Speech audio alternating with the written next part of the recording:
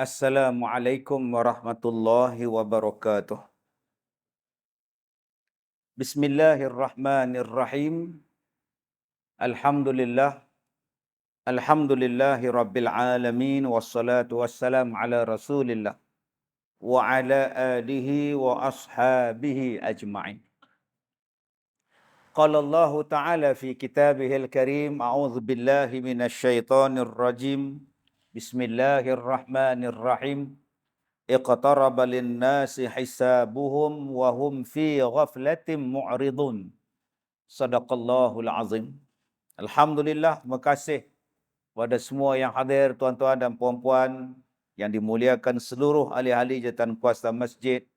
Tuan-tuan dan puan-puan, mudah-mudahan dirahmati, diberkati oleh Allah Subhanahu wa taala. Allah Taala mengurniakan kepada kita ni tuan-tuan pelbagai nikmat dan kemewahan.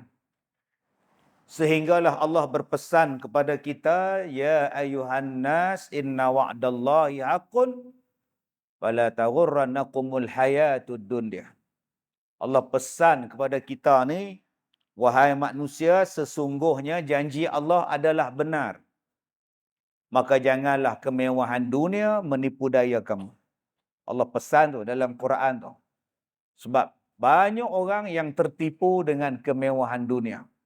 Dia jadi lupa, dia jadi bongkak. Okey. Bila dia rasa bahawa dia kaya. Dalam surah Al-A'la, Allah Ta'ala sebut, Ar-ra'ahu staghna. Dia rasa, dia tengok diri dia tu dah kaya. Ar-ra'ahu staghna. Bila dah rasa diri tu kaya, maka marilah macam-macam perasaan. Kaya daripada segi apa? Kaya daripada segi umur. Bila dah rasa banyak umur tu, dah rasa dah tak boleh dinasihati. Ataupun kaya daripada segi harta. Maka dia rasa dia tak perlu lagi pada yang lain. Ataupun kaya daripada anak pinak. Anak pinak yang ramai. Maka dia rasa dia tak perlu lagi pada orang lain. Ataupun kaya daripada sahabat handai. Orang sana kenal dia, orang sini kenal dia. Dia pula kenal semua orang. Maka dia rasa bahawa dia dah tak perlukan lagi sesuatu. Maka bila ar-ra'ahu staghna, dia rasa diri dia lebih daripada yang lain, mulalah dia jadi macam-macam. Maka tuan-tuan yang saya hormati, di dalam satu kata-kata ulama yang membicarakan tentang orang yang dah rasa kaya ni, yang membicarakan berkenaan orang yang merasa diri dia kaya, maka kata dia, engkau nak buat-buatlah. 5 perkara ni kau nak buat, kau buat. Dah rasa kaya sangat. Sebab keinginan manusia bila dia rasa dia kaya, dia nak buat apa pun tak apa. Ada yang bergelek depan orang. Bergelek dan duduk depan orang. Kita kata tak boleh, haram. Dia kata dia bukan saja bergelek, saya dibayar tau. Oh sudah. Ialah kau dibayar pun pekerjaan kau tu tidaklah 100% halal. Ada pula yang berpakaian singkat, seluar pendek, menari tergedik-gedik-gedik. Bila orang tanya, Pak siapa buat macam ni? Saya memenuhi kehendak pengarah. Pengarah yang suruh saya buat macam ni. Ada yang jawab macam itu. Bila tanya pula, kenapa awak mendedahkan aurat awak? Bukankah awak hari itu dah pakai elok-elok? Bila awak sakit, sekarang awak dah sihat, kenapa awak tanggalkan tudung awak? Saya nak menjadi diri saya yang sebenarnya. Selama ni saya hanya menjaga hati orang, tapi saya abaikan hati saya. Sekarang saya nak jadi diri saya. Inilah saya. Saya tak nak hipokrit. Wah, banyaknya tuan-tuan. Banyaknya orang ni. Ada satu orang tua, dia tegur isteri. Isteri awak ni pakaian tak elok. Tak elok pakaian macam ni. Awak jangan kurang hajar dengan isteri saya, okey? Dosa isteri saya tanggung, okey? Wah, lagi dahsyat tuan-tuan. Dosa isteri dia tanggung. Kenapa wujudnya perkataan-perkataan ini? Bahasa-bahasa ini? Dan untuk makluman tuan-tuan, bahasa-bahasa yang saya sebutkan ini berlaku di Afrika, ya, bukan di sini tuan. Bukan, ya, di Afrika. Sebab ar-ra'a hustaghna. Bila dah rasa diri tu hebat, tak payah. Maka ulama-ulama mengatakan kepada alaikum bi khamsi khisalin fa'maluha. Kalau kau nak buat 5 perkara ni, kau buatlah. Kau dah rasa hebat, kau dah rasa kaya, kau dah rasa berkuasa, kau buatlah. I'budullah biqadri hajatikum ilaihi. Nombor 1. Apa benda yang kita terpulanglah pada kita, apa nak buat? I'budullah biqadri hajatikum ilaihi. Beribadatlah kepada Allah sebanyak mana kamu rasa kamu perlu kepada Allah. Sebanyak mana yang kita rasa kita perlu pada Tuhan. Silakan. Banyak mana kau nak beribadat, pulanglah. Ada orang yang rasa dia tak perlukan Tuhan banyak. Dia tak perlu nak minta pada Allah. Dia tak perlu itu, dia tak perlu ini, maka dia tak perlu sembahyang. Dia tak perlu sembahyang, dia tak perlu puasa, dia tak perlu buat ibadat, dia tak perlu buat bekalan akhirat. Sebab dia rasa dia tak perlukan Tuhan. Berapa banyak tuan-tuan yang dalam dunia ni merasakan bahawa dia tak perlukan Tuhan. Oi Ustaz, mana boleh? Mana boleh kita tak perlukan Allah? Kita sentiasa 24 jam, setiap saat, setiap detik perlukan Allah. Kalau kau rasa kau perlukan Allah banyak, di dunia kau nak perlukan Allah, dalam kubur lagi kau nak perlukan Allah, di hari kiamat lagi-lagi kau perlukan Allah, cukupkah dengan ibadat yang kita buat sekarang? Ada yang datang sembahyang di masjid, Jumaat sekali, seminggu. Bila nak jumpa? Next week. Next Jumaat. Ada yang datang ke rumah Allah setahun 2 kali. Raya haji, raya puasa. Bila nak jumpa kamu lagi? Next year kita datang balik. Oi, dahsyat tu. Ada orang yang rasa dia tak perlu kepada Allah, dia tak langsung baca Quran.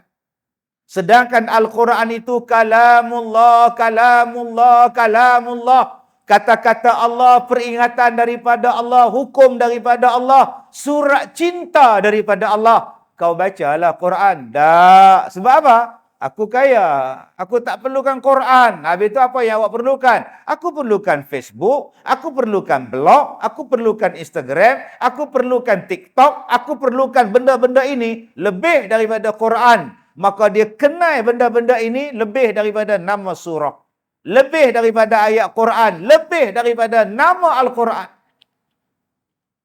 Ada orang dalam TikTok, dia mengajar kepada kita cara pronunciation sesuatu perkataan dengan betul. Oh, dia kata ni hari ni kita nak belajar tentang jam. Ini jam. Hublot. Bukan hublot, bukan. Hablo. Ini jam tisau, bukan tisot. Betul kan bahasa anda? Habis itu kalau aku sebut tisot, salah kah? Kalau saya sebut hublot, berdosa kah? Tak berdosa, kau suka. Tapi perkataan-perkataan yang tak ada faedah ni, belajar betul-betul. Nama surah pun disebut salah. Dia akan membaca daripada surah Al-Imran. Mana ada surah Al-Imran? Surah Ali Imran. Dia akan baca daripada surah Al-Fatir. Al-Fatir tidak ada, yang ada Fatir. Nama surah daripada Allah kita tak hafal, tak belajar untuk mengingatinya, tiba-tiba kita nak belajar benda yang tak ada faedah dengan kita. Kenapa jadi macam tu? Sebab kita rasa kita tak perlukan Tuhan. Kalau awak rasa awak perlukan Tuhan, awak takkan berdamping, awak takkan terlepas berdamping daripada peringatan Quran. Kerana peringatan inilah yang menyelamatkan. Al-Quran inilah yang menyelamatkan.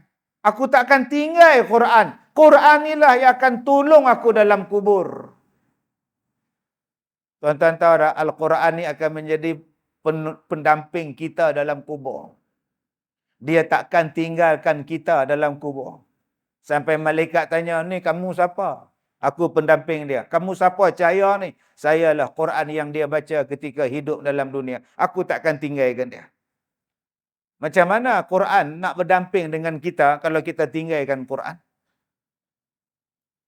Macam mana tuan-tuan? Kata dia, kamu beribadatlah kepada Allah sebagaimana kamu rasa, banyak mana kamu nak pakai Tuhan?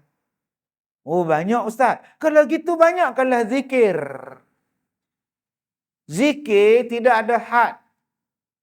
Semayang ada masa haram. Ada masa tak boleh semayang. Semayang ada masa haram. Bila? Waktu yang diharamkan. Semayang ada masanya haram. Bila masa? Bila orang perempuan haid. Tapi zikir tak ada waktu haram. Kau zikirlah. Orang haid boleh zikir. Orang ni pun boleh zikir. Tak ada wuduk boleh zikir. Waktu haram pun boleh zikir. Zikirlah. Tak juga. Sebab apa kita tak berzikir? Sebab kita rasa aku tak perlukan Tuhan. Sedangkan satu benda yang akan menyenangkan kita menjawab soalan di dalam kubur ialah kalimah La ilaha illallah. La ilaha illallah. Afdaluz zikr. La ilaha illallah. Tapi hari ni bila buat la ilaha illallah bid'ah. Nabi tak buat. Pakat tak buat. Tanam ayat, selesai. Balik. Pergi kedai tom yam. Makan siakap 3 rasa. Tak buat tahlil apa dah? Bid'ah, jangan buat. Sedangkan yang tu tuan-tuan zikir, kalau tak boleh tolong si mati, kita yang berzikir ni, tolong diri kita balik. Allah tuan-tuan. Dengan zikir itu menenangkan hati. Sebab yang menenangkan hati ialah Allah. Yang menurunkan sakinah ialah Allah.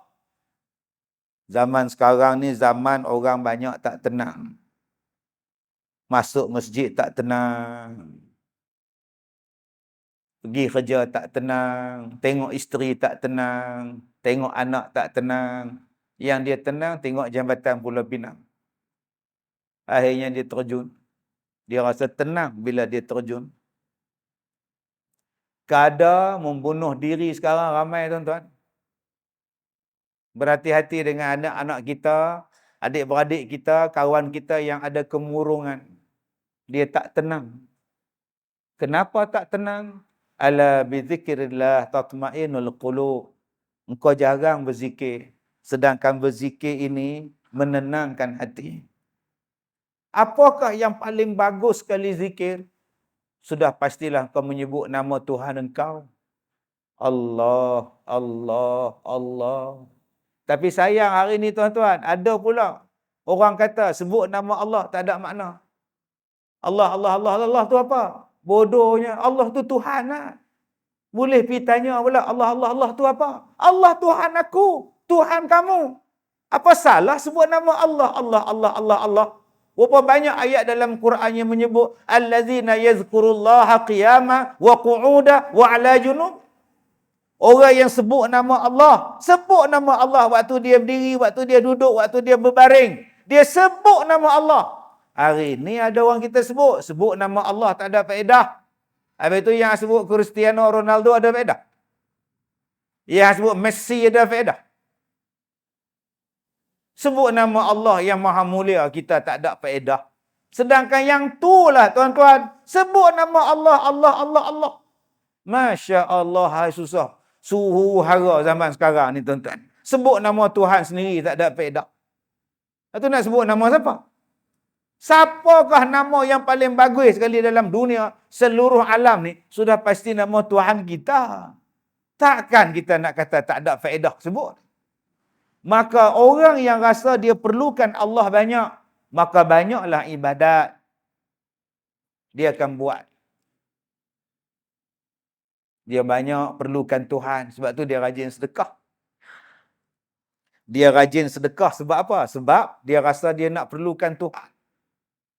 Sebab dengan sedekah ni tuan-tuan, Allah Ta'ala melepaskan siksa kubur. Berapa banyak orang yang lepas siksa kubur dengan amalan sedekah.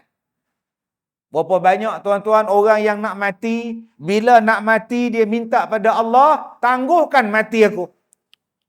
Surah Al-Munafiqun ayat 10. Laula akhartani ila ajalin qarib fa asaddaqa wa akum minas salihin. Wahai Tuhan, kalau boleh kau tangguhkan mati aku, kau panjangkan umur aku nak sedekah ya Allah, aku nak buat amalan soleh ya Allah. Rupa-rupanya orang yang nak mati ni tuan-tuan, dia minta panjang umur. Yang ni yang kita tak tahu. Yang kita tahu dalam TV, bila nak mati, elok aja dia mengucap. Siap pesan lagi, kalau mak mati, kau kahwinlah dengan anak Haji Bakhir. Mati. Senang betul mati. Padahal mati tu suatu benda yang besar. Tak apa benda yang dia tengok waktu dia nak mati, hanya kita saja yang nak mati tahu. Kita tak tahu tuan-tuan orang nak mati nampak apa. Melainkan apa yang Nabi bagi tahu. Dan orang yang nak mati tu pula tak boleh bagi tahu apa yang dia nampak.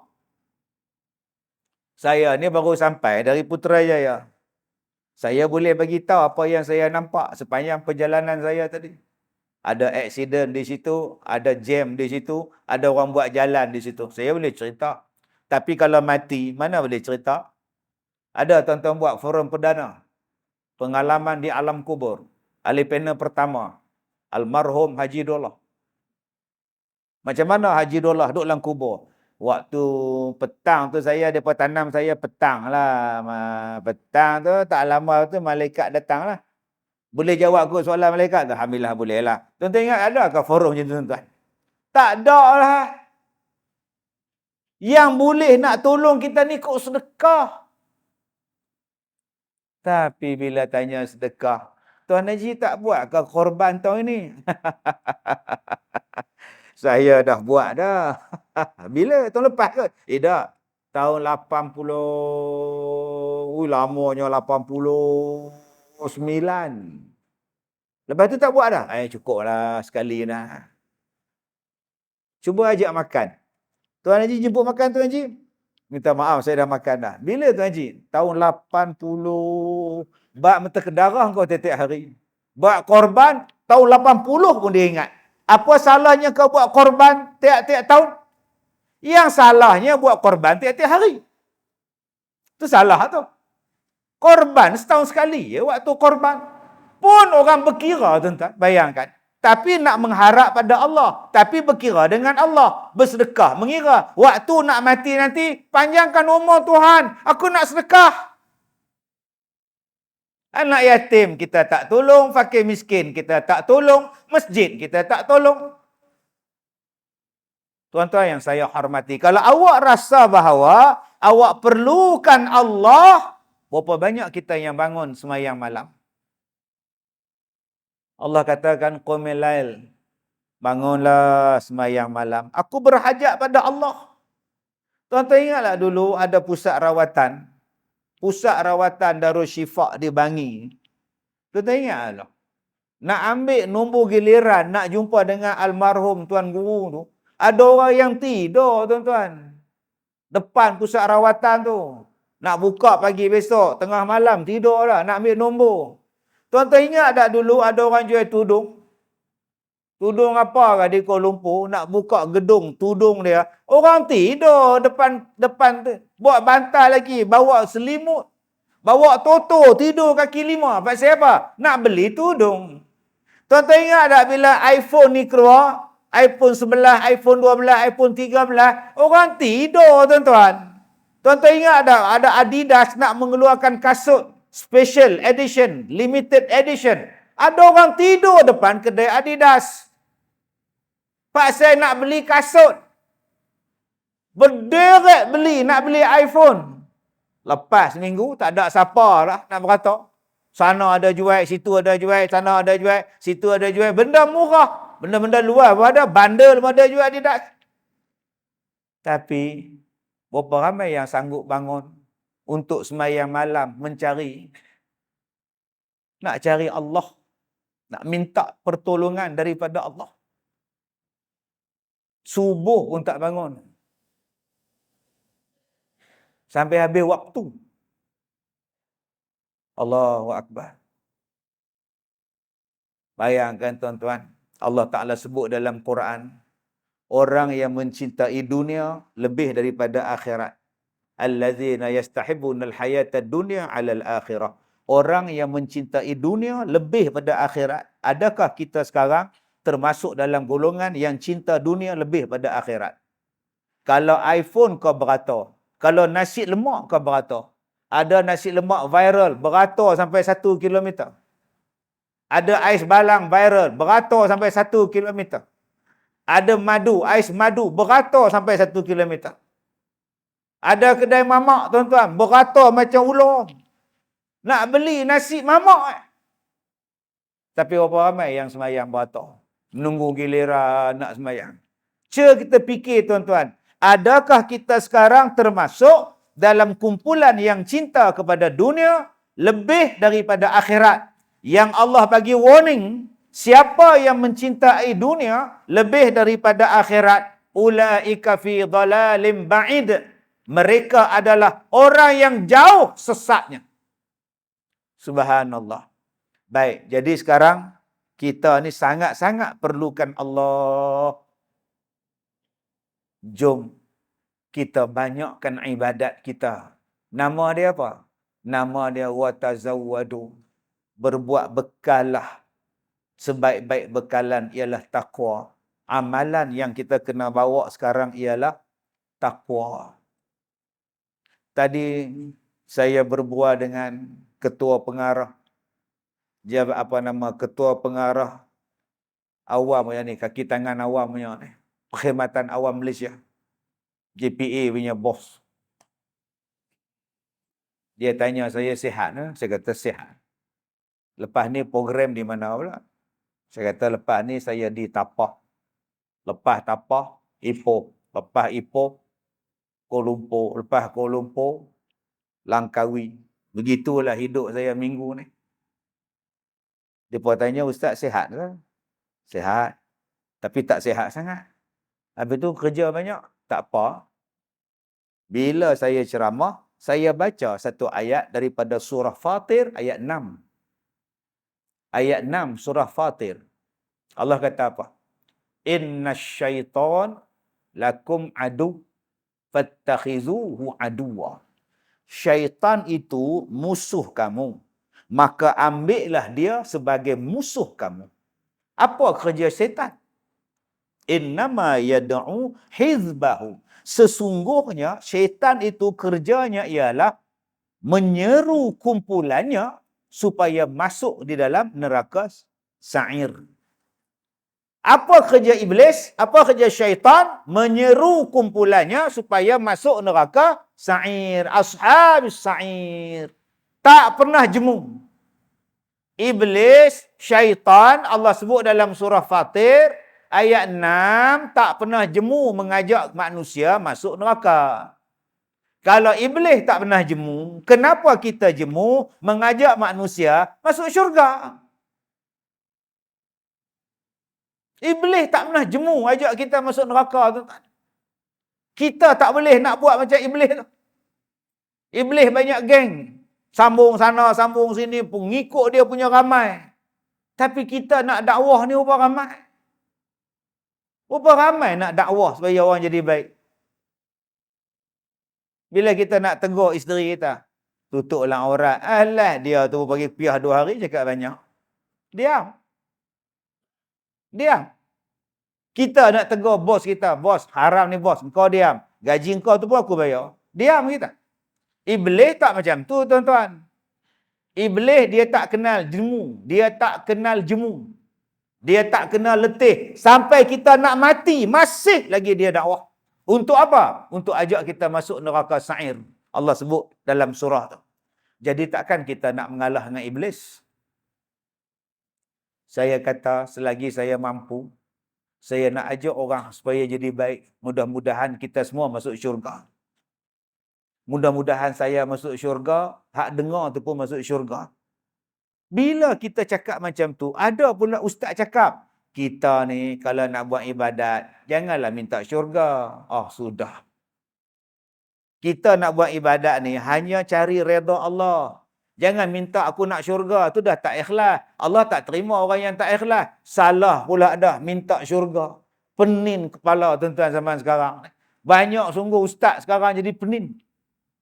Yang kata syurga tu Allah, yang sediakan syurga tu Allah, yang sebut pasal syurga tu Allah, yang suruh minta syurga pun Allah. So kita mintalah, ya Allah aku nak syurga. Salah ke? Tak ikhlas. Oh, tak apa, hang tak mau syurga sudah, habis jujur. Pelik tuan-tuan zaman sekarang ni. Ustaz banyak-banyak jadi penin. Tapi macam mana pun tuan-tuan, kita kena buat. Jangan letih mengajak orang jadi baik. Jangan letih mengajak anak jadi baik. Qu anfusakum wa ahlikum nara. Sebab kadang-kadang kita bila anak dah besar, dah kahwin, kita tak ajak dia lagi jadi baik. Kita ajak dia jadi baik waktu dia sekolah rendah. Jom pergi sembahyang masjid. Bila sembahyang Jumaat, kita bawa anak kita sembahyang Jumaat pasal dia sekolah rendah. Tapi bila dia masuk sekolah menengah, dia pergi masjid sembahyang Jumaat dengan kawan. Kita naik motor asing, dia naik motor asing. Tu yang berlaku sekarang. Bila dia menikah, lagi tak ajak. Dia dengan bini dia dengan isteri dia dengan laki dia. Kita pergi seorang-seorang dengan isteri kita kadang-kadang. Dia sembahyang ke, dia tak sembahyang, kita tak ajak dah. Tambah pula menantu dia besar pada kita. Lagi tak ajak. Yang ni kesilapan kita ni tuan-tuan. Hang menantu aku ke, hang anak aku ke, misai bertaring naik ke atas macam sajen Senin ke, hang tetap anak aku. Semayang, turunkan misai hang. Dia bagi duit kat kita sebulan 500 ke, sebulan 1000 ke, jangan duk tengok pada duit. Semayang. Kena cakap. Kita takut tuan-tuan. Besok di hari kiamat, anak kita jadi musuh pada kita. Bila Allah tanya, kenapa engkau tak semayang? Bapa tak suruh. Kenapa engkau tak semayang? Bapa saya tak pernah kejut semayang subuh. Saya ingat tak wajib tu, saya tak semayang. Anak jadi musuh tuan-tuan. Pasal apa engkau tak baca Quran? Bapa tak ajar, tu yang saya tak pandai tu. Bapa yang salah, bukan saya salah. Di dunia sekarang ni pun, dah banyak anak-anak salahkan bapa. Ustaz, saya tak pandai baca Quran. Sebab apa tak pandai? Ayah saya tak pernah ajar. Saya betul-betul, saya jahil Ustaz. Ayah saya tak peduli Ustaz. Saya kata, ayah hang tak peduli hang. Hang dah tua bangka, pergilah ngaji. Di masjid ada kelas pengajian. Di surau ada kelas pengajian. Atas pejabat tu pun ada kelas pengajian. Ustaz pun depan sana. Ustazah pun pergi sana. Wah, hang tak pergi mengaji. Bukan salah saya Ustaz. Ayah saya yang tak didik saya Ustaz. Dalam dunia dia boleh salah kita dah. Bayangkan di akhirat besok. Jadi sebelum dia nak dakwa kita di akhirat, kita dakwa dia dulu sekarang. Bagi dekat dia semua ilmu. Supaya mereka tak dakwa kita. Tu baru seorang anak. Main 5 anak. Tu baru seorang isteri. Kena 4 isteri. Mampu kita. Duk di dunia bangga 4 isteri. Ni 1, 2, 3, 4. Hehehe gelak. Duk peluk semua. Masuk surat khabar semua. Ni isteri saya 4-4 dalam satu bumbung. Wow, hebat. Besok isteri ni dakwa. Ni dakwa nak jawab apa? Ingat senang nak bagi yang adil pada kita. Baik, tuan-tuan yang saya hormati. Itu yang pertama. Yang kedua. Wa khudhu minad dunya biqadri umrikum fiha. Kamu ambillah dunia ni. Kamu ambillah dunia ni, harta benda dunia ni, selama mana kamu nak hidup dalam dunia. Tu dia tuan-tuan. Masya Allah. Ulama ni kata apa? Kamu nak dunia? Ambillah. Soalan dia, berapa lama kamu boleh hidup dalam dunia? 1000 tahun? 2000 tahun? 500 tahun? Berapa tahun? Ada orang yang tamak dengan dunia. Seolah-olah dia nak hidup lagi 1000 tahun. Ada orang yang bekerja siang malam sampai tak ada ingat apa dah. Seolah-olah dia nak hidup sampai menongkat langit. Kamu nak dunia, silakan. Yang kamu rasa kamu nak rasa panjang umur kamu, kerjalah. Maka tuan-tuan, ada orang yang sibuk dengan dunia sampai langsung tak kenal agama. Saya jumpa dengan orang yang meniaga pasar malam. Siang kerja, jabat, malam meniaga pasar malam. Macam mana saya boleh kenal dia? Saya kenal dia sebab kasut saya bawah katil dia. Tak faham Ustaz.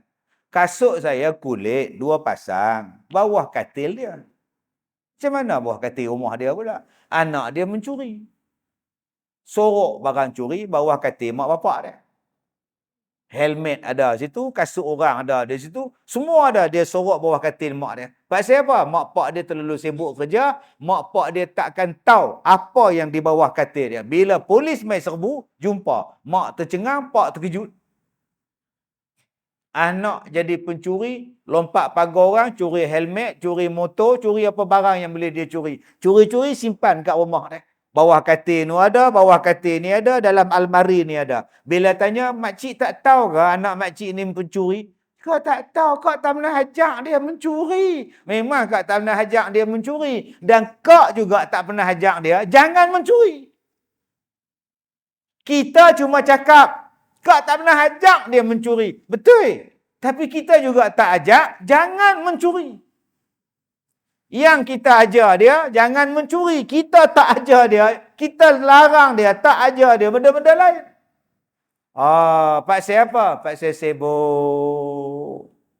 Terlalu sibuk dengan urusan dunia. Seolah-olah kita ni nak makan, tak kira.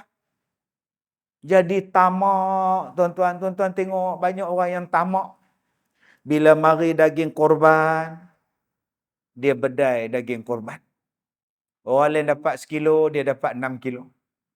Cilok dengan anak beranak pula. Anak pula tunggu balik pagar. Dapat 1 kilo, lempar balik pagar. Anak pula goalkeeper sekolah. Begini tangkap. Begini tangkap. Daging korban pun jadi tamak. Ada orang yang buat korban satu bahagian. Mai jumpa jawatan kuasa masjid. Mana dia? Mana dia? Ekor mana? Ekor lembu mana? Ini daging saja. Lidah tak ada, telinga tak ada. Semua benda dia nak, tuan-tuan. Ekor lembu dia nak, perut dia nak, hati dia nak. Telah lembu pun dia nak. Astaghfirullahalazim. Padahal dia cuma buat satu bahagian, bukan seekor. Nak kena bahagi tu. Seekor lembu tu, ekor dia, kena bahagi 7. Mana saya punya? Allah bang. Kami pun tak tahu dah. Ini apa jawatan kuasa masjid? Lain kali abang macam ni lah abang. Abang buat korban di rumah. Tak, saya buat korban sini nak masyarakat. Masyarakat kepala otak kan. Nak bergaduh dengan jawatan kuasa masjid. Kedekut yang amat. Berkira yang amat. Itu bukan korban bang. Awak nak makan ke lembu tu 10 kilo yang awak dah dapat tu? Berapa tahun awak nak makan? Duk dia. Dia pun nak dengar ceramah. Subhanallah. Carilah urusan dunia. Dah kamu nak sangat dunia. Sampai mana agak-agak umur kita nak sampai, tuan-tuan? Baik, saya nak cakap pada tuan-tuan tentang dunia. Dunia. Dunia ni apa? Dunia adalah benda yang berpindah-pindah. Dunia adalah benda yang berpindah-pindah. Rumah kita ada rumah. Rumah siapa tu? Rumah arwah bapa saya. Bila dia mati, dapat dekat saya. Abang Haji umur berapa? Saya pun dah 70 dah ustaz. Agak-agak kalau Abang Haji mati pula, rumah ni kat siapa pula? Dekat anak saya lah kot. Besok anak tu Haji, rumah ni nak dapat kat siapa pula? Tak tahulah ustaz, kita pun tak tahu. Kita tak tahu tuan-tuan harta kita nak pergi ke mana. Itulah nama dia dunia. Dia pindah orang sana, dia pindah orang sini, dia pindah. kadang-kadang harta kita tu, dia pindah pada orang yang bukan adik-beradik kita. Ni rumah saya, Ustaz. Oh, tapi sekarang bukan dah, saya jual dah. Ustaz, ni rumah arwah suami saya, Ustaz. Tu kenapa makcik tak duduk? Dapat dekat anak saya. Oh, anak saya dapat. Anak saya kahwin, anak saya mati pula, Ustaz. Dapat kat menantu saya. Oh. Habis tu kenapa tak masuk rumah menantu? Menantu apa? Menantu saya tu pula kahwin dengan orang lain pula. Oh. Menantu tu pula mati, dapat dekat laki dia baru pula. Yang tak kena mengena dapat rumah laki kita, tuan-tuan. Tuan-tuan perasan tak? Yang tuan-tuan nak bangga harta tu, yang kita susah payah cari duit siang malam, buat loan siang malam tu, rupa-rupanya kadang-kadang rumah kita dapat kat besan kita. Yang tak pernah tolong bayar loan pun. Kita ada anak, nikah dengan anak dia. Anak kita jantan, anak dia perempuan, nikah. Okey. Suami kita ni mati. Tinggal isteri. Isteri dapat harta, anak laki-laki kita pun dapat harta. Tak lama lepas tu, anak laki-laki ni pula mati, dapat dekat madu, dapat dekat menantu dengan anak-anak cucu kita. Sekarang yang duk bawa kereta kita, besan kita. Yang tak pernah bayar loan kereta. Yang duk tidur rumah menantu kita, besan kita. Yang tak pernah kerja siang malam nak bayar loan. Tak lama lepas tu menantu kita menikah lain. Jantan mana tak tahu sekarang duduk dalam rumah arwah suami kita, tidur di sebelah menantu kita, bekas menantu kita, atas tilam kita, dalam bilik tidur kita. Itulah harta dunia yang tuan-tuan nak begah ngap siapa? Harta yang kita ada ni belum tentu dekat kita. Tu pun kita duk pulun, tuan-tuan. Tetapi ada satu benda yang boleh menjadikan harta kita ni boleh tolong kita. Nama dia apa? Nama dia wakaf. Ini dia iklan saya dalam radio tiap-tiap hari. Penek jemu suara saya. Bersama dengan saya, Ustaz Kazim Ilyas. Berwakaflah dengan ASNB. Tuan-tuan ada harta, jom wakaf. Ada bahagian yang kita simpan untuk anak kita, ada bahagian yang kita simpan untuk isteri kita, untuk suami kita, ada bahagian yang kita khaskan untuk kita di hari kiamat. Dan saya pesan pada tuan-tuan yang mana ada anak, sebab rajin dia bagi hibah. Dia bagi hibah siap-siap ke anak-anak dia, senang Ustaz oi. Kalau saya mati nanti, anak-anak tak berebut dah. Oh ya ke? Tu macam rumah saya dekat Tapah Road tu ada dua ni, satu dapat anak sulung. Oh. Yang rumah saya dekat Lubuk Katak tu satu Ustaz bagi anak nombor 2. Oh. Rumah nombor 3 jalan pergi Kuala Wuh tu dapat anak nombor 3 lah. Rumah saya atas bukit tu dekat lepas ada hospital tu Ustaz bagi rumah nombor 4. Oh, bagus. Ni Taman Brown ni siapa semua ni nombor 5 ni rumah saya lah. Saya bagi anak bongsu saya, tukar nama, siap-siap Ustaz, senang. Esok kalau kami mati Ustaz, tak berebut lah. Baguslah, bagus. Dia tukar nama ke anak-anak dia siap-siap. Dia kata dekat anak bongsu dia, sementara mak dengan ayah hidup, mak nak tumpanglah duduk rumah ni. Duduklah mak, oi, saya duduk Kuala Lumpur, saya tak duduk sini lah. Tiba-tiba bank hantar surat, tiba-tiba bank mai sita rumah kita. Sila keluar. Rumah ni dah dilelong, sebab saya tak lepas bayar loan. Kita tanya, saya tak nak buat loan. Betul, pakcik tak nak buat loan. Tapi anak ni nama apa? Ni anak saya lah. Ni loan atas nama dia, dia jaga rumah ni. Jadi dia tak lepas bayar, pakcik sila keluar. Nampak? Tuan-tuan nak duduk tak? Hak nu bagi dah, ni bagi. Yang nu jual nombor 2, jual kat orang lain. Nombor 3, pergi lelong apa tak. Tu yang datang ke sekolah saya, bawa isteri, bawa beg. Ustaz ada pondok. Kenapa? Bagi pondok kami, suami isteri nak duduk. Rumah tak ada ke? Tak ada orang saya bagi ke anak pula hantu. Menantu pun hantu. Ustaz.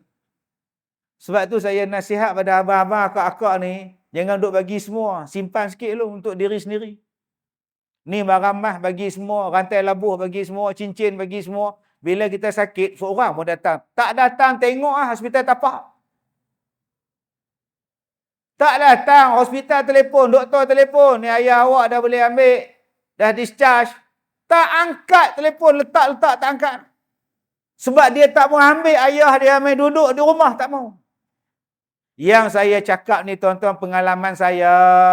Saya jaga orang tua-tua beratus-ratus. Bukan puluh, beratus. Bukan setahun, 16 tahun saya jaga tuan-tuan. Bila mak sakit, bapak sakit, mai tengok, tak datang. Taubat lahum tak datang. Mak masuk hospital, ayah masuk hospital, mai tengok, taubat lahum tak datang. Barang mah mak ni, satu urat pun tak ada. Satu urat tak ada, rantai tak ada, cincin. Dia bagi habis ke anak menantu. Bila dia sakit, seorang anak pun tak datang tengok. Nak datang tengok apa? Barang mah tak ada, rumah tak ada, tanah tak ada. Apa untung pada aku? Ni anak zaman sekarang. Saya nasihat tuan-tuan. Ambillah harta. Silakan. Tapi pastikan harta itu digunakan untuk tolong kita di akhirat. Jangan tuan-tuan. Anak-anak kita, saya tak kata minta maaf anak-anak tuan-tuan baik-baik belaka. Ni anak-anak di Afrika ni tuan-tuan. Kadang-kadang anak tu baik, menantu tu pula hantu tuan-tuan. Dia buat bisnes, dia suruh anak kita buat loan. Dia buat bisnes, dia suruh cagakan tanah pada alung, cagakan rumah pada alung. Lebuh rumah kita tuan-tuan. Jadi saya harap pada tuan-tuan, kena simpan juga. Satu-satu benda, satu-satu harta, yang biarlah lepas kita mati, faraid menyelesaikannya. Sekurang-kurangnya mereka balik bila kita sakit. Mereka ambil tahu bila kita sakit. Saya menangis tuan-tuan bila saya telefon satu anak, mak sakit. Boleh lah mai tengok ni. Mak dah sihat. Kalau boleh, kami harap pihak keluarga ambillah mak ni. Macam ni Ustaz. Boleh tak Ustaz hantar mak kami pada rumah kebajikan? Saya kata, tak boleh sebab mak ada waris. Jabatan tak mau ada waris, tak mau.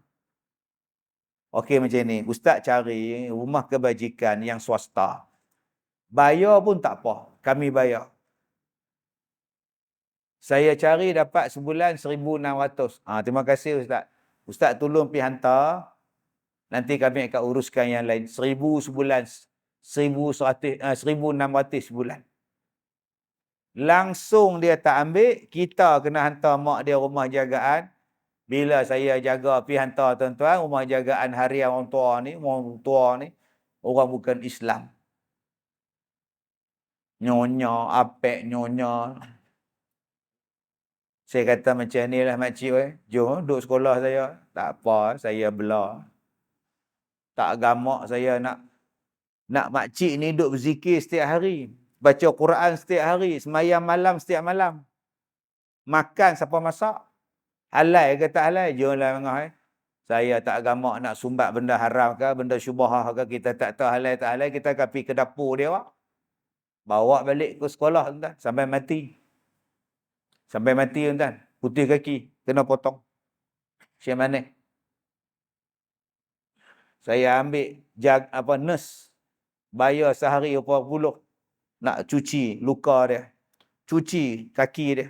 Sampai mati orang tu. Jadi saya nasihatlah. Ada harta simpan-simpanlah juga. Buat denak tuan. Okey. Kalau anak kita baik, alhamdulillah. Syukur pada Allah Subhanahu wa taala. Baik, kemudian wa aznibullah biqadri taqatikum ala azabih. Baik, kamu nak buat dosa, silakan. Kamu nak buat maksiat, silakan. Buatlah selagi mana kamu rasa kamu boleh tanggung azab dia. Silakan. Kalau kamu boleh rasa nak boleh tanggung azab Allah, buatlah maksiat. Kalau boleh tahan api neraka, buatlah. Kalau boleh tahan himpitan dalam kubur, buatlah minum arak. Kalau rasa boleh tahan soal jawab dalam kubur, minumlah arak. Silakan. Kalau boleh kautim dengan munkar dan nakir, silakan. Adakah kita boleh kautim munkar dan nakir? Tuan-tuan ingat munkar nakir ni bodoh. Kita pula pesan. Bila mayat dikebumikan, pastikan setiap hari 2 orang duduk atas kubur baca Quran. Sampai berapa hari pun tak apa, kita bayar. Saya orang kaya, kita bayar. Sebab selagi mana ada orang atas kubur, malaikat tak mari. Tuan-tuan ingat malaikat bodoh macam tu ke? Malaikat muka nakir duduk dalam kubur, duduk tengok macam mana muka. Dia orang tak balik lagi lah. Ada lagi tu. Habis tu macam mana? Rehatlah, tunggu dia orang balik. Menung. Sampai bila nak tunggu ni? Dia orang ada lagi lah. Tak balik-balik buah-buah ni. Tuan-tuan ingat muka nakir macam itu ke? Tuan-tuan daripada tengah ke, pergi ke pintu tu 7 langkah. Daripada tengah masjid ni pergi ke pintu 7 langkah. Cuba kira berapa minit? Tak sampai seminit. Begitulah bandingan dia. Bila kau masuk dalam kubur di kampus, tak sampai seminit malaikat sampai. Bukan maknanya semua orang balik baru malaikat datang. Bukan. Maksud 7 langkah tu ialah selama mana? 7 langkah awak beredar, datanglah malaikat. Maknanya sekejap. Bukan maknanya kalau orang tu tak balik, malaikat tak datang. Allah. Tak ada kerja kita hari ni. Ramai pula tunggu ni. Aduh. Doa. Dia peduli apa dengan kita? Kerja dia tanya orang mati. Dia bukan peduli kita hantar ni. Hantar hang lah. Hang balik rumah lepas ni, hang pula aku tanya. Yang aku nak tanya sekarang ni. Kalau kita boleh rasa dengan himpitan kubur tu, silakanlah. Silakan bergaduh, putus silaturahim. Bukankah dikatakan kepada kita, di antara benda yang menjadikan kita diluaskan kubur, ialah menyambung silaturahim. Kalau rasa-rasa tak mau kubur tu luas, putuskan silaturahim. Silakan. Dengan orang sana tak cakap, dengan orang situ tak cakap, dengan orang tu bergaduh, dengan orang ni bergaduh. Kamu ni boleh rasa ke, boleh tahan ke dalam kubur? Kamu boleh hidup ke dengan sempit kubur nanti? Kamu boleh tahan ke? Saya boleh, tak apa, saya tanggung. Saya tak cakap dengan orang pun tak apa, saya bergaduh dengan orang pun tak apa, janji saya puas hati. Dalam kubur saya tanggung. Silakan. Kita duduk dalam bilik yang sempit pun kita seksa. Kita terkurung pun terseksa. Bayangkan kau duduk dalam kubur sempit. Kau boleh cakap, tak apa, saya boleh tahan. Walaupun putus silaturahim, saya boleh tahan dalam kubur. Silakan. Tuan-tuan, sehari 1 titik kita minum arak, 40 hari ibadat kita tak diterima. Ada orang yang 1 malam 1 botol. Cuba kira 1 botol berapa titik. Darab dengan 40. Berapa tahun sembahyang tak diterima. Allahu Akbar. Dengan bangganya tuan-tuan duk minum air tin. Duk tepi pantai minum. Arak dia minum. Sebab apa? Sebab dia kerja dengan Mak Saleh. Mak Saleh sewa bot dia. Mak Saleh sewa payung terjun dia. Mak Saleh sewa banana boat dia. Mak Saleh minum arak, dia pun minum arak sekali. Dengan bangganya. Jangan tunjuk lagak dengan Tuhan. Jangan, tuan-tuan. Ada orang yang tak takut. Yang tak takut. Dia jumpa saya, dia kata, apa Ustaz? Ini 1000. Isteri saya curang dengan laki-laki Filipina. Okey. Jadi saya nak Ustaz bagi mampu Filipina. Abang ingat saya ni pembunuh upahan ya? Saya tak suruh Ustaz pergi bunuh dia. Saya nak Ustaz santau dia. Saya cakap saya tak reti santau-mantau. Ustaz, saya tahu Ustaz boleh buat. Saya tambah lagi 1000. Wah, tuan-tuan. Itu kalau saya tolak lagi, saya tambah lagi 3000. Lepas tu saya pun sebut, wow, meniaga santau lagi untung daripada meniaga bubur. Sekali tolak 1,000 tambah, sekali tolak 1,000 tambah. Ini cerita betul tuan-tuan. Saya kata saya bukan bomoh santau, saya pun kena santau. Nak suruh saya santau orang. Pasal apa? Abang silap faham ni. Yang betulnya saya kena santau, bukan saya bomoh santau. Abang salah dengar ni. Berapa ramai orang tuan-tuan yang duk amal ilmu hitam. Kau tak takut dengan Allah? Kau syirik dengan Allah? Kau tak takut ke dengan Tuhan? Dia ambil katak tu tuan-tuan, dia buang perut katak. Dia buang perut katak, dia ambil gambar orang, dia bubuh dalam katak, dia jahit. Kemudian, dia tanam. Busuk perut katak tu macam itulah busuknya gambar kat dalam tu. Orang yang gambar, sihir nama dia tuan-tuan.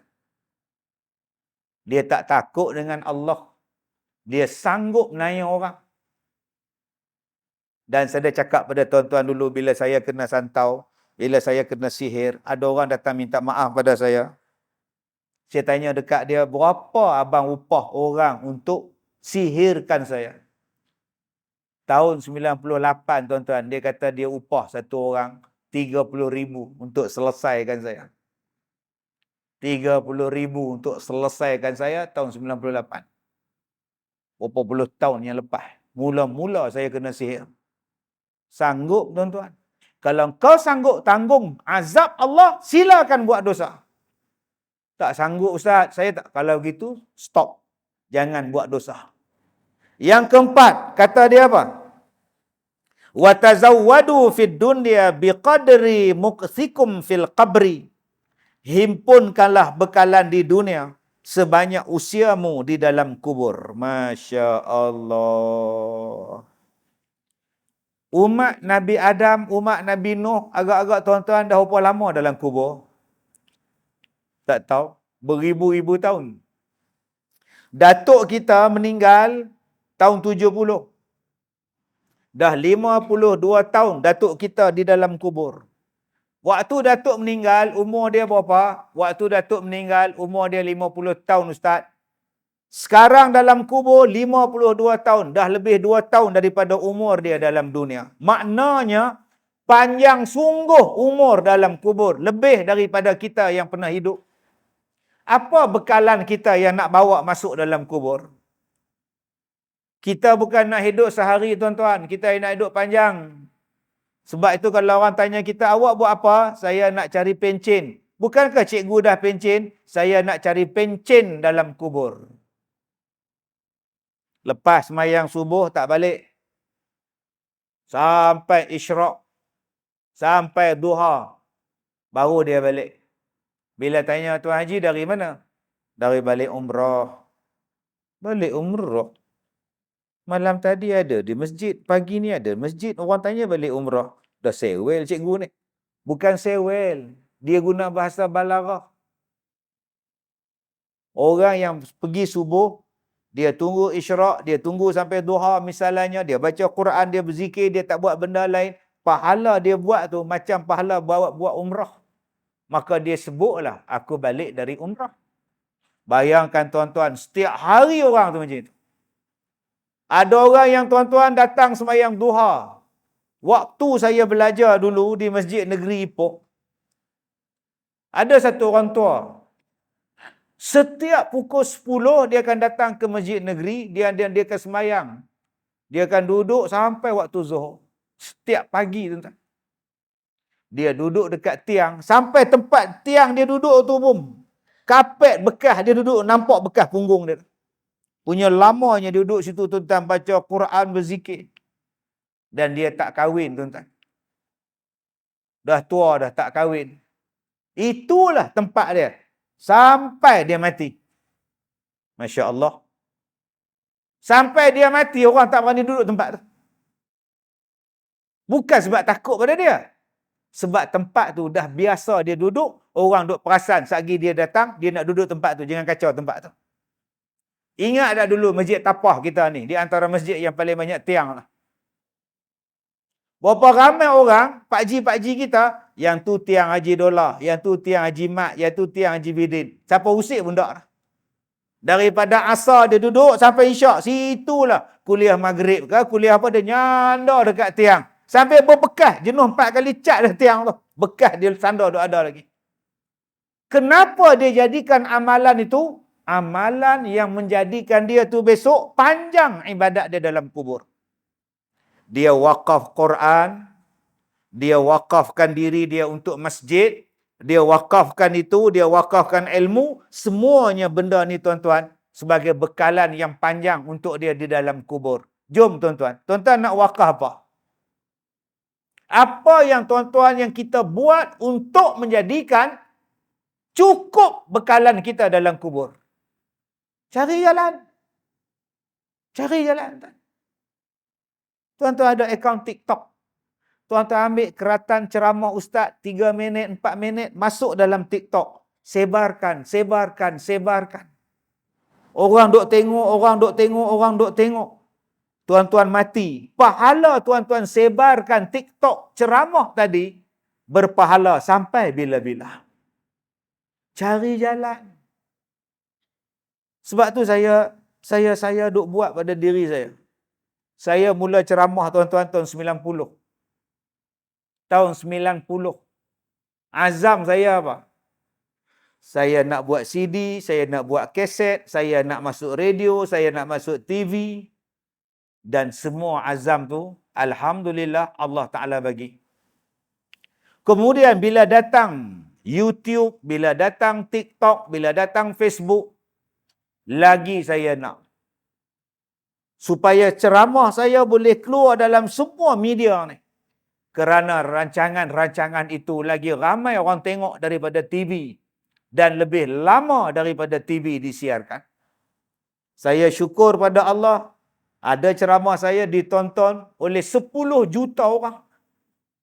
Satu video 10 juta, 5 juta, 6 juta. Saya doa, ya Allah, mudah-mudahan inilah bekalan yang aku nak bawa dalam kubur, ya Allah. Janganlah kau padamkan video-video ni, melainkan video yang tak elok, video yang salah. Yang lain-lain tu sebagai bekalan. Oh, kalau begitu untunglah ustaz. Setiap hari ustaz ceramah 4 tempat. Buat pula dalam Facebook, buat pula dalam TikTok. TikTok pula sekali orang tengok 140,000. Total view berjuta orang tengok dalam TikTok. Oh, untunglah ustaz. Tak. Saya tak untung semua.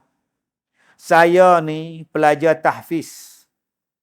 Saya adalah pelajar Ma'had Tahfiz dan Qiraat Negeri Perak. Di mana? Masjid Negeri Sultan Idris. Depan railway. Asrama di mana? Asrama di Pejabat Tabung Haji. Jalan Ku Chongkong. Sekarang ni tabung haji tu, bangunan tabung haji tu, asrama saya dulu. Pelajar-pelajar tahfiz. Belajarnya di mana? Belajarnya di Masjid Negeri. Berjalan ke IPK, IPD, polis tu, pusing ke bawah Masjid Pakistan tu, naik ke atas.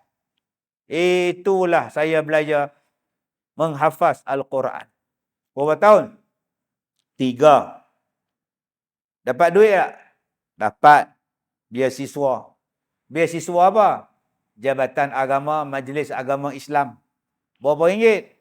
RM250 sebulan. Mak bagi tak? Saya kata dah ada duit, mak tak payah bagi dah mak. Cukup 250 ni. 250 ni RM150 duit makan. RM100 duit poket. Cukup mak, cukup. Mak tak payah fikir lah. Saya nak hafal Quran. 3 tahun tamat 30 juzuk, saya mula belajar. Saya mula mengajar di Tualang Sekah. Di Ma'had Tahfiz Tualang Sekah tahun 93. Lepas menikah, sambung lagi belajar. Berulang belajar di Kuala Lumpur. Jadi tuan-tuan, bila saya mengajar ni, daripada tahun 90, saya dah ceramah dah. Sampai sekarang 2022, berapa juta orang dengar ceramah saya. Berapa negara yang saya pergi? Juta. Adakah pahala dapat pada saya saja? Tak. Habis itu pada siapa? Saya dapat beasiswa 250 adalah duit zakat. Soalan dia, duit zakat siapa? Duit zakat tuan-tuan yang duk bayar zakat. Maka bila tuan-tuan bayar zakat, bila tuan-tuan berzakat, pahala tu sampai pada asnaf. Bila asnaf tu bermanfaat pada orang lain, pahalanya pun dapat pada tuan-tuan. Jangan tak nampak benda ni tuan-tuan. Besok di hari kiamat, kita tanya pada Allah, "Oi, banyak ni saya tak buat ni. Ni ibadat ni saya tak buat. Mana saya dapat?" Zakat engkau, sedekah engkau. Banyak amalan yang kita tak buat di hari kiamat, kita dapat pahala. Sebab apa? Salah satu yang saya sebutkan tadi. Sebab tu tuan-tuan jangan kedekut bayar zakat. Pi je buat agama, pi je buat zakat, bayar zakat. Depa bagi pada budak tahfiz. Depa bagi pada mahat tahfiz. Depa ni belajar, balik jadi mufti, balik jadi ustaz, balik jadi penceramah, balik jadi cikgu, balik jadi doktor. Mereka ni ada pahala atas kerja mereka. Dan tuan-tuan dapat pahala atas zakat tuan-tuan. Berpanjangan ilmu yang dimanfaatkan. Masya Allah. Itulah bekalan kita dalam kubur. Saya ada cucu seorang. Tuan, ada cucu seorang tu, umur nak masuk 2 tahun. Nak masuk 2 tahun. Dah 2 hari tak jumpa cucu. Nampak ustaz macam muda lagi. Muda apa tua. Ada cucu tua. Berapa bulan yang lepas, saya pergi Billion. Pergi beli lori. Lori mainan lah. Bukan lori betul lah. Jenis tayar besar ni. Saya kata cucu saya suka lori ni. Beli 2. Buat balik ke rumah. Hoi, hoi ya hoi. Bagi cucu main, saya pun duduk atas lantai, main dengan dia. Mung, mung, mung. Seronok ada cucu. Isteri saya datang. Dia duduk, tengok saya duduk main dengan cucu, main lori tu. Dia kata, "Abang, waktu anak kita kecil, 5 orang, abang tak pernah beli mainan kat mereka. Bila mari cucu, baru beli mainan kat cucu. Dulu-dulu, abang tak beli apa pun." Baru saya menyandar, tuan-tuan. Baru saya teringat punya sibuknya saya dulu. Sampai tak sempat nak beli mainan ke anak-anak. Sibuknya ceramah sana sini. Tak semena-mena tuan-tuan menitik air mata. Saya tengok anak-anak saya menitik air mata. Saya tengok isteri saya balik. "Mama, abang ni buat pahala." Mama tahu tak? Pahala yang abang duk ceramah merata-rata ni berpuluh-puluh tahun ni sebenarnya dapat juga dekat mama. Sebab mama lah yang ambil alih tugas jaga anak-anak ni. Kalau tak ada mama, abang pun tak pergi ceramah merata. Pahala ni pun share dekat mama juga. Jom tuan-tuan. Jom kita nak cari pahala macam mana? Pahala abang ceramah ni mama pun dapat. Bila saya sebut macam tu dalam ceramah, ada satu orang main jumpa saya, "Ustaz, boleh tak share pahala tu dengan saya juga?" Astaghfirullahalazim. Satu perempuan dia kata, "Ustaz, share lah pahala tu dengan saya." Saya tengok muka dia, "Tak apalah makcik, tak payahlah makcik. Umur 60 lebih." Tapi kalau 26 tu, insya-Allah, yang dah faham, tak faham sudah hantar. Yang ketiga tuan-tuan, yang terakhir tuan-tuan yang saya hormati, wa'malu lil jannati biqadri ma turiduna fihal maqam. Kamu beramalah dalam dunia ni setakat mana yang kamu nak makam yang macam mana dalam syurga. Apa jenis syurga yang kamu nak? Silakan ibadat sekarang. Nak syurga paling tinggi, nak syurga paling rendah, buatlah amalan setakat mana yang kita nak. Depan sana ada kereta kancil. Depan sana tu tuan-tuan, ada kereta Mercedes-Benz S400 hybrid. Yang tu pula ada kancil. Siapa nak? Abang pilihlah. Nak kancil ke nak Mercedes? Tak tahu kalau tuan-tuan pilih kancil. Depan sana ada Wira 1.3, satu lagi Wildfire 3.5 Royal Launch. Siapa nak ambil free aja, abang pilih aja. Nak Wira ke nak Royal Lounge? Tobatlah home, tuan-tuan nak Royal Lounge. Tuan-tuan tahu, Royal Lounge dulu ada berapa juta? 1.2 juta. Lexus tu. Saya pergi tengok, pergi kedai kereta saja, buat tengkuk panjang, nak tengok macam mana kereta harga 1.2 juta. Kita ni mampu tengok je lah. Dalam dia ada peti air. Oh, peti air. Boleh buat aiskrim ni, saya kata. Dalam dia ada televisyen. Oh. Kursi dia pula boleh nguruk, ngok. Tokey tu kawan saya, India tu. Naiklah. Saya pun naik. Oh, boleh nguruk. Belilah satu, Datuk. Tak apa. Boleh beli. Saya kata, you bayarlah hutang. Saya tak mampu. Wah. Canggih gila. Patutlah 1.2 juta. Kalau dibagi pilih antara yang ni dengan yang ni, baik aku pilih yang ni. Takkan syurga tuan-tuan cakap, tak apalah Ustaz, saya ambil hak bawah sekali, sudahlah Ustaz. Takkan nak cakap macam tu. Yang dalam dunia ni pun, nak rumah banglo ke nak rumah teres? Mesti banglo. Nak nombor 1 ke nak nombor 10? Mesti nombor 1. Takkan di hari kiamat tuan-tuan kata, biarlah syurga yang paling bawah pun tak apalah. Kita nu dalam syurga tu pun, silap aku tak buat ibadat. Kalaulah aku buat ibadat lagi bagus syurga untuk aku. Pun rasa menyesal lagi tuan-tuan.